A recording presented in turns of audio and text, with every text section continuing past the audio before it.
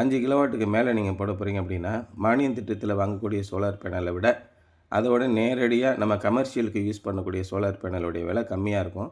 அப்போ அந்த மாதிரி நேரத்தில் அதை நீங்கள் பயன்படுத்தலாம். நீங்கள் உங்களுடைய கடைகளுக்கு போடணும் அப்படின்னு விருப்பப்பட்டீங்கன்னா, நீங்கள் ஆஃப் கிரிட் சிஸ்டம் போட்டுருங்க.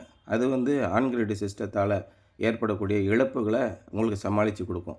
ஏன்னா நெட்வொர்க் சார்ஜஸ்னு ஒன்று கட்டணும், கிலோவாட் சார்ஜஸ்னு ஒன்று கட்டணும், பீக் ஹவர் சார்ஜஸ் ஒன்று கட்டணும், எலக்ட்ரிசிட்டி டேக்ஸஸ் ஒன்று கட்டணும்.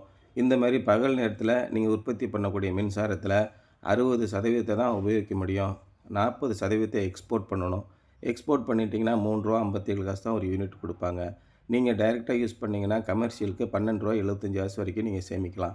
இந்த மாதிரி பலவிதமான நன்மைகள் இருக்கிறதுனால பெரும்பாலும் நீங்கள் வந்து கமர்ஷியலுக்கு சின்ன சின்ன கடைகள் 5000 கரண்ட் பில் வருது, 10,000 கரண்ட் பில் வருது, 20,000 கரண்ட் பில் வருது, இந்த மாதிரி கடைகளுக்கெல்லாம் இப்போ lithium ferrous phosphate hybrid inverters வந்திருக்கு.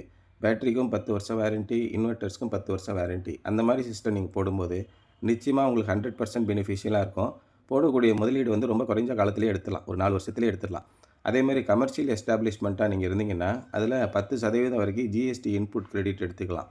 அதே மாதிரி இன்னொன்று என்னென்னா, நீங்கள் இன்கம் டேக்ஸ் ஃபைல் பண்ணிகிட்ருக்கீங்க அப்படின்னா, அடுத்த வருஷம் வரக்கூடிய இன்கம் டேக்ஸில் வந்து டிப்ரிசியேஷன், அதாவது பொருள் தேய்மானம் ஏற்பட்டுருச்சு அப்படின்னு சொல்லிட்டு மொத்த முதலீட்டில் 40% அளவுக்கு வந்து நீங்கள் டிப்ரிசியேஷன் காட்டலாம்.